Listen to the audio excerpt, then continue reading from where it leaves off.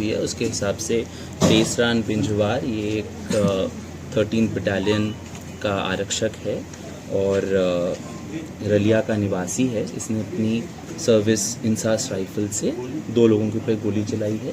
इसमें जो 2 मृतकों के नाम हैं, एक महिला जिसकी उम्र लगभग 17 वर्ष है और इन रिश्ते में इनकी साली लगती है, उसकी मृत्यु, तथा दूसरा राजेश कुमार की उम्र लगभग 35 वर्ष। लेकिन भाई साहब, पारिवारिक विवाद समस्या तो आप सीधे बंदूक निकाल के तान देंगे क्या? सीधे चला देंगे क्या? किसी की जीवन लीला समाप्त कर देंगे क्या? कोई कानून व्यवस्था की डर ही नहीं है? आगे क्या होगा? तुमने तो चला दिया, लेकिन जो गए उनके परिवार वाले कैसे रहेंगे, किस पर निर्भर रहेंगे, उनके बच्चों का क्या होगा? फिर ये भी आप महसूस करिएगा कि कोई किसी की जीवन लीला ही समाप्त कर देगा तो रंजिश कितनी गंभीर और गहरी होगी। सीएम साहब के कार्यक्रम का तैनात सिक्योरिटी गार्ड इंसान राइफल लेके तर गोली चलाते हैं। डर के मारे आसपास के लोग भागने लगते हैं। ये भी नहीं सोचता कि जो गोली चला रहे वो जगह सड़क है, बाजार पे है।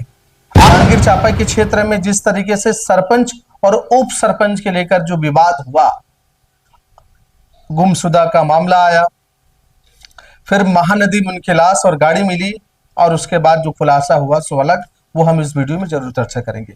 इसके साथ साथ सीएम विष्णु देसाई की सुरक्षा में तैनात जवान ने इंसान राइफल निकाल के धड़ाधड़ गोलियां बरसा दी और 2 की जान ले ली। वो क्या है पूरा मामला, ये सारे हम इस वीडियो में चर्चा करेंगे, तो आप वीडियो के अंत तक बने रहिएगा। जांजगीर चांपा क्षेत्र के अंतर्गत बिर्रा थाना में एक गांव है करही। करही गांव के उप सरपंच कुछ दिन पहले लापता थे।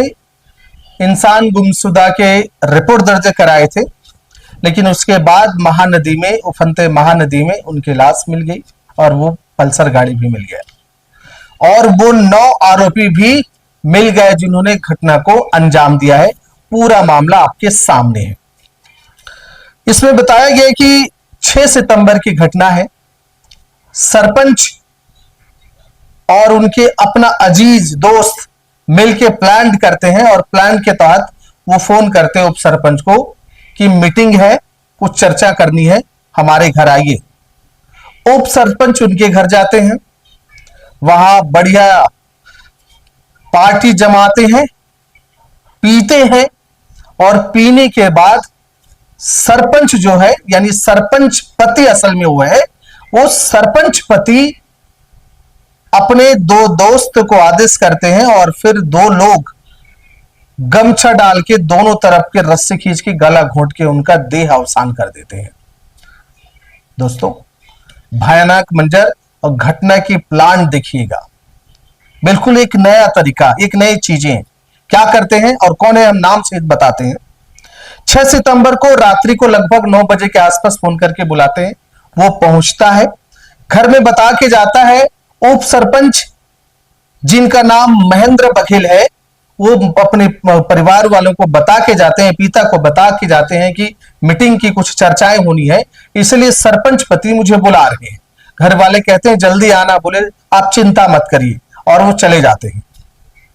उधर सरपंच पति राजकुमार और उनके साथ में है जो लोग हैं, वो है जितेंद्र कश्यप। राजकुमार और जितेंद्र कश्यप वहां पहले से प्लान करके बैठे हुए।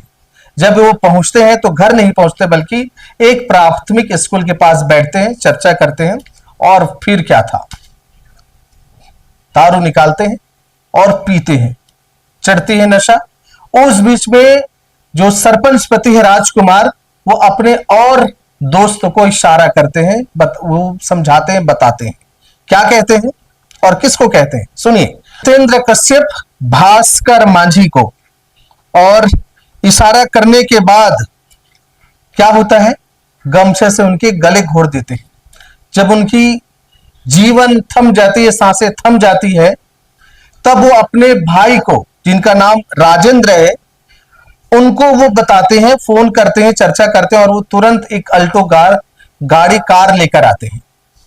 जब वो कार लेके आते हैं तो फिर क्या था, मृत पड़े हुए हैं बघेल जी जो उप सरपंच है, उन्हें उस अल्टो कार में डालते हैं, और उनके साथ में ये दोनों तीनों, जितेंद्र कश्यप, भास्कर मांझी, ये सब लोग निकल पड़ते हैं।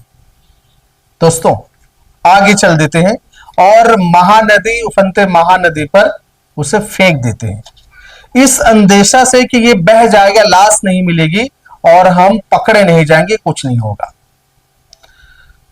राजकुमार जो है सरपंच पति, वो फोन करते हैं अन्य को और उनको बुला के कहते हैं कि तुम जाओ और इस बाइक को भी ठिकाने लगा दो नदी में, और जाके उस बाइक पल्सर को भी ठिकाने लगा देते हैं।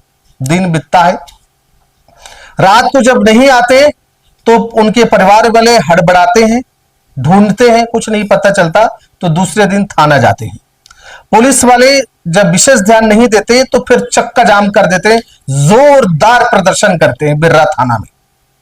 कई घंटे तक यातायात बाधित रहते हैं। बातें जब कप्तान साहब तक पहुंचती है, पुलिस प्रशासन हरकत में आती है और कई लोगों की इंटरफेयर के बाद हरकत में आती है और फिर आखिरकार पुलिस आके आश्वासन देते हैं।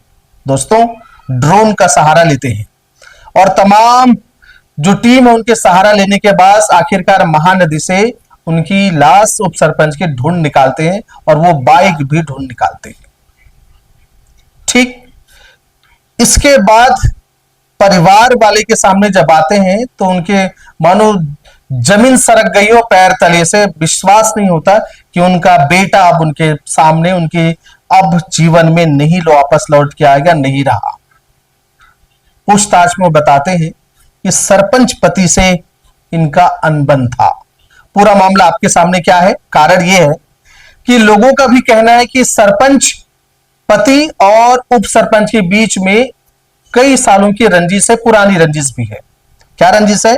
दशहरे सीजन का रंजिश है कि दरअसल ये जो गांव है वो नदी किनारे है और बड़ा रेत का ठेका होता है कभी कभी, और अधिक मात्रा में अवैध रेत खनन होता है।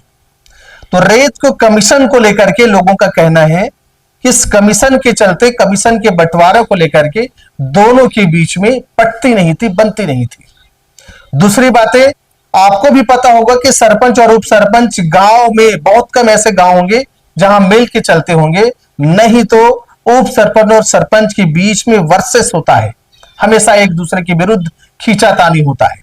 और एक बात और रेखांकित कर दे, अधिकांश सरपंच तो पत्नी है लेकिन उससे ज्यादा पावरफुल एक तरीके से कलेक्टर बन जाते हैं सरपंच पति। असल पावर ये दिखाते हैं, उनको कई बातें पता ही नहीं रहती, पर जो भी करना धरना ये सरपंच पति करते हैं। आप देखे होंगे कि बहुत सारे जगह ऐसी ही बातें। तो एक रेत उत्खनन और छोटे मोटे पंचायत कार्यों का ही भी घटना है जिसमें कमीशन और भ्रष्टाचार की बातें स्पष्ट होती है कि भ्रष्टाचार हुआ है और ये उजागर न हो जाए, इस बात को लेकर दोनों के बीच में झगड़ा है। और इसी को लेकर के ठिकाने लगाने के लिए ये भी आप महसूस करिएगा कि कोई किसी की जीवन लीला ही समाप्त कर देगा तो रंजिश कितनी गंभीर और गहरी होगी। कारण छोटा मोटा बिल्कुल नहीं होगा, क्योंकि छोटे मोटे लड़ाई में कोई किसी की जीवन लीला समाप्त नहीं करेगा। या तो उन्हें डर रहेगा, डर इस बात के रहेगा क्योंकि असलियत सामने उजागर ना हो जाए, इस बात का डर रहेगा, इसीलिए शायद उन्होंने ठिकाना लगा दिया। अब ठिकाने लगाने वाले में से 9 लोग हैं, सब गिरफ्तार कर लिए हैं, लेकिन बड़ी बात है इसमें से 2 नाबालिग बच्चे भी हैं। सबको पकड़ के पुलिस वाले ने रिमांड पे जहां जैसे भेजना था भेज दिया है। लेकिन एक बड़ा सवाल है, आपको जिम्मेदारी मिलती है गांव की विकास करने के लिए। खनन की बातें सामने आई, रेत खनन की, कामकाज की सामने आई, भवन निर्माण, गहरीकरण, रोड, नाली, सड़कें, तमाम में आपको चुना गया है गांव के विकास करने के लिए, ना कि अपनी जेब भरने के लिए। गांव का विकास नहीं होगा तो कोई ना कोई खड़ा जरूर होगा आपके विरुद्ध, भरे देर से होंगे। कब तक चुप रहेंगे? और चुप नहीं भी रहना चाहिए कि अगर भ्रष्टाचार हो रहा है तो खुलकर विरोध करें। आवेदन निवेदन से बात नहीं बनती है तो शिकायत करें, लेकिन जनता का पैसा, जनता के द्वारा चुने हुए सरपंच और तमाम लोगों को इतना परेशान भी नहीं करना है लोगों को कि वो इस कदर हो जाए कि उनके अगेंस्ट खड़े हो जाए। आप मत भूलिए आपका विकास के लिए। तो दर्शकों ये घटना दिल दहला देने वाली घटना है। और इसी तरह दूसरी घटना है, दूसरी घटना कोरबा से है, हम आपको बताते, वो भी बड़े गंभीर घटना है।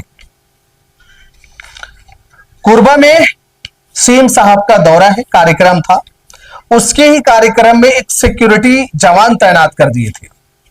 उस जवान का नाम है टेसराम बिंजवार।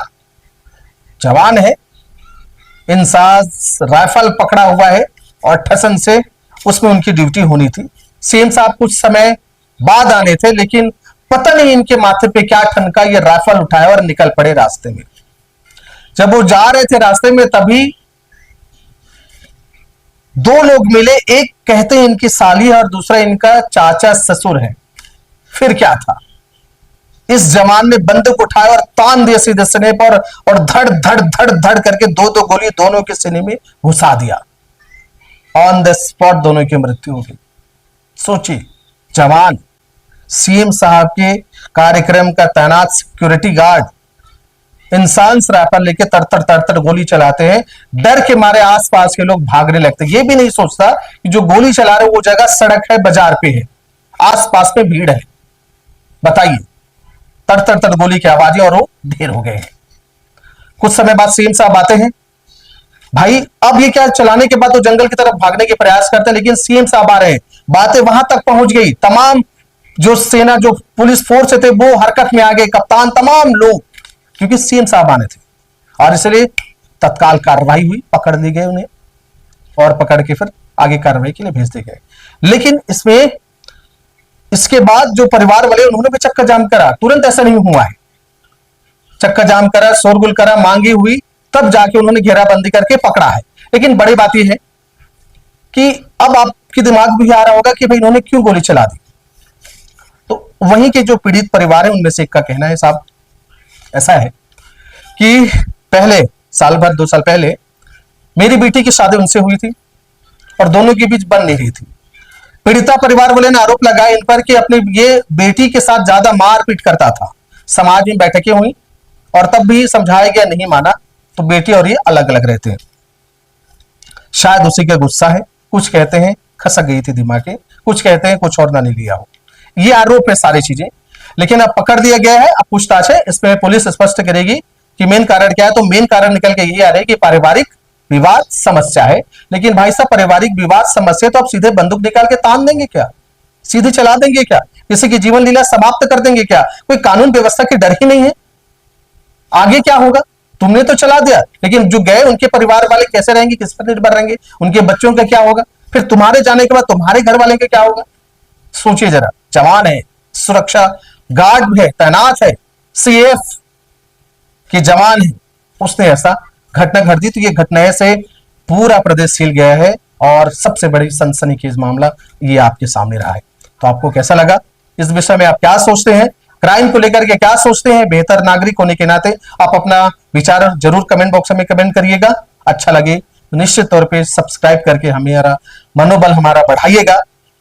तब तक मेरा विनम्र प्रणाम स्वीकार करें। जय हिंद, जय छत्तीसगढ़।